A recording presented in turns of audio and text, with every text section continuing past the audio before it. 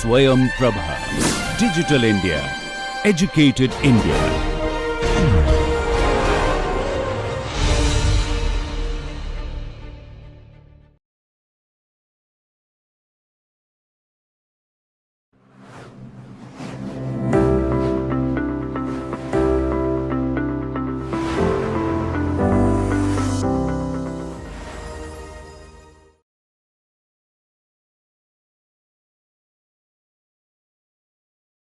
Friends, in case we have to conclude the aspect of the discussion on the territory of India, such a discussion will not be complete by discussing the kind of territory of India that is under international law, some kind of disputed territory as claimed by two of our neighbors.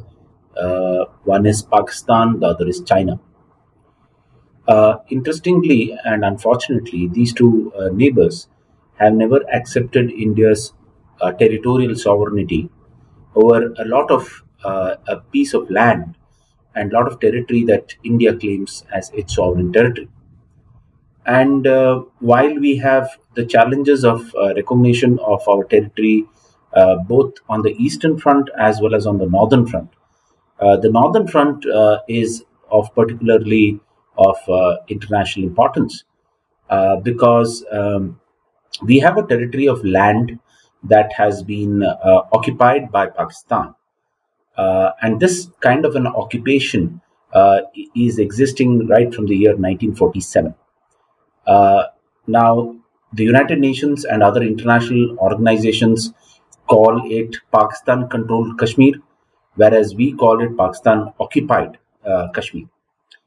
Some also say that it is Pakistan administered Kashmir.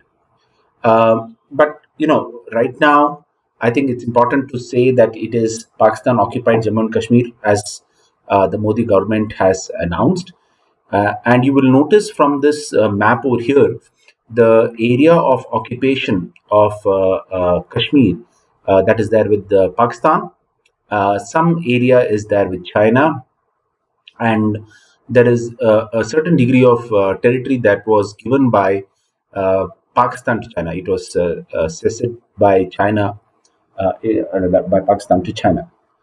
Now, Pakistan occupied Kashmir is divided into Azad Jammu and Kashmir and Gilgit Kashmir. And you will notice that these two were created for better administration of those areas. And you see that this is the line of control on both the western and the eastern front with China.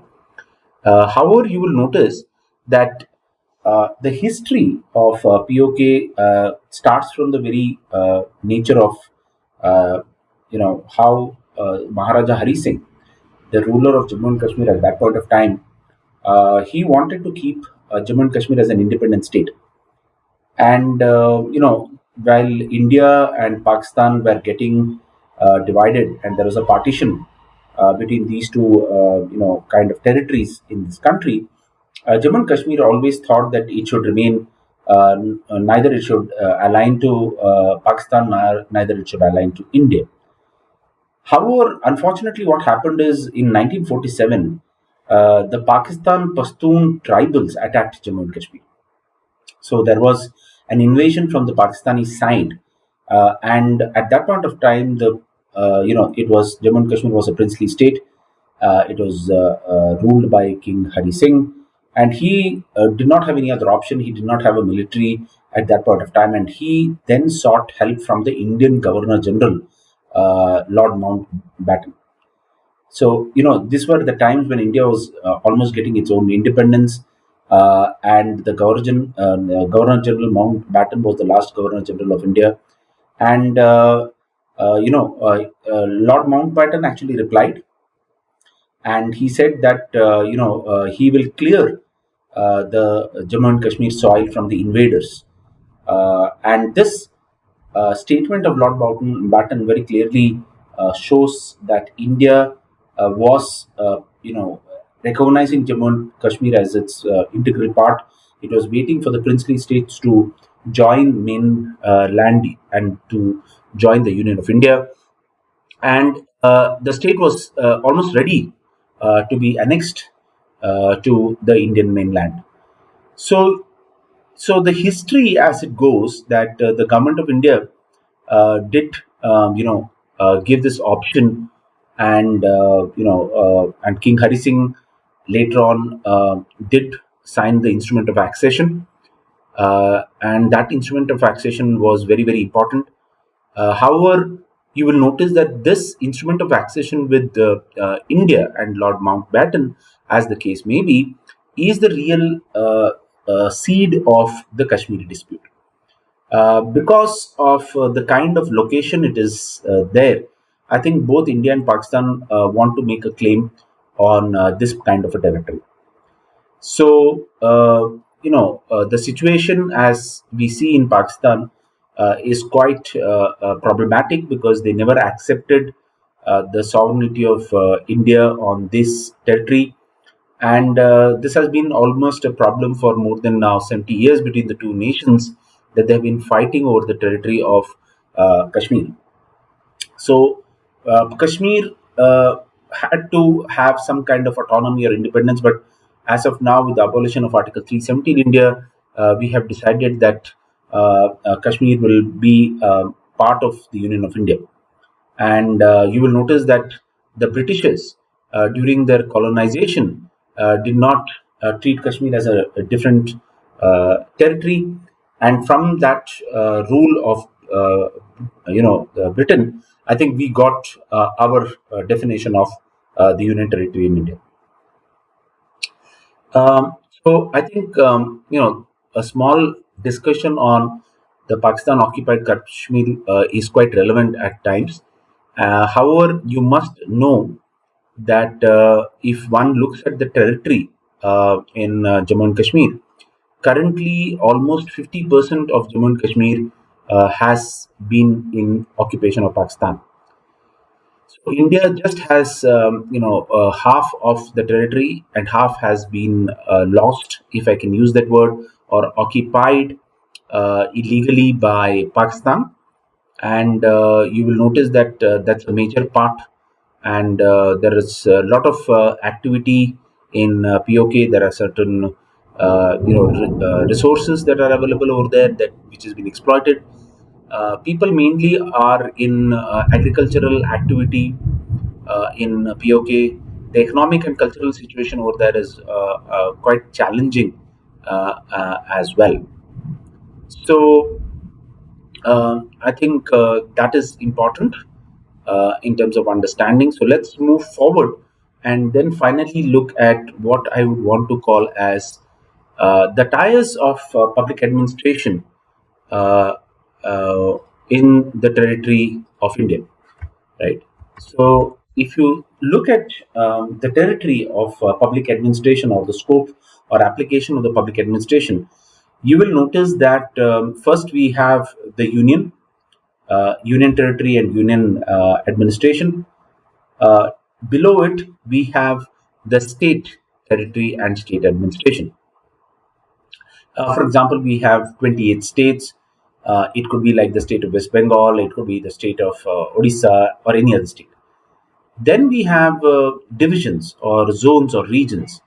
For example, we have the western zone, we have the eastern zone. Uh, so some of these divisions are sometimes important because they may be divisions based on cultural aspects or in terms of governance aspects as well.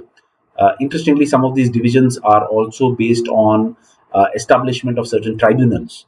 For example, we have a National Green Tribunal which looks at different zones.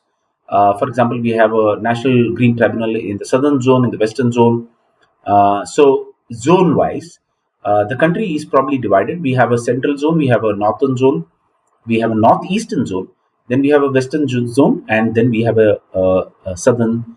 So, I think we say there are six zones.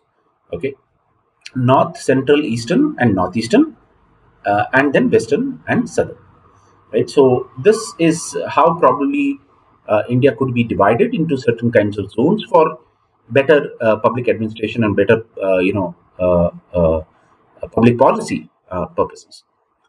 Below the zones, one would want to discuss about the districts, and you will notice that every state is subdivided into several districts. So you will notice that uh, lot of states have divided, and a lot of new districts are being created because of better population density and management. And every district has a district level administration. Usually, that's where Indian civil service officer is deputed as the district head or the district collector, as was the term during colonial times. Uh, Fine, you will notice that each district could have also a district magistrate, and in certain places you will notice that, like for example, the entire Union Territory of Lakshadweep is considered as one district for which there is one district administration. Uh, so the number of districts are quite interesting. Some states have as many as 26 districts. Karnataka may have around 31 districts. It depends upon the population to the district entity. A state like Uttar Pradesh has 75 districts. Uttar Pradesh happens to be the largest state in India, and Maharashtra has 36 districts. So this is how the districts can be divided. Jammu and Kashmir has 20 districts, Ladakh has 2 districts, Puducherry has 4, Delhi has 11. Now, below the districts, you have sub districts, or what we call as the talukas level. Please note, in many states, it's called taluka. In certain states, like Andhra Pradesh, it is called as mandal. In some places, it is called subdivision. In many the Hindi speaking the belt, you will notice that the sub district is called the tehsil. Uh, of course, now you have what is known as the metropolitan area, which is there in urban districts, because within that urban district there could be one city which may be declared as the metropolitan area. And then you can have the town council, and then you can have at the village panchayat, or below the metropolitan area you can have a block or a ward. So this is more or less how the territorial division of administration takes place in India. So right from the top, that is from Delhi, as the union government, to the state, state to division. Sometimes it is required in terms of union administration of powers and responsibilities. Then from state to districts, from district to sub districts. Within the districts, then you look at metropolitan areas or town councils, and then you look at again downwards towards village panchayats, and in the metropolitan areas, you may call it as the ward. So I think this really sums up the interesting aspects of governance of public administration in the territory of India.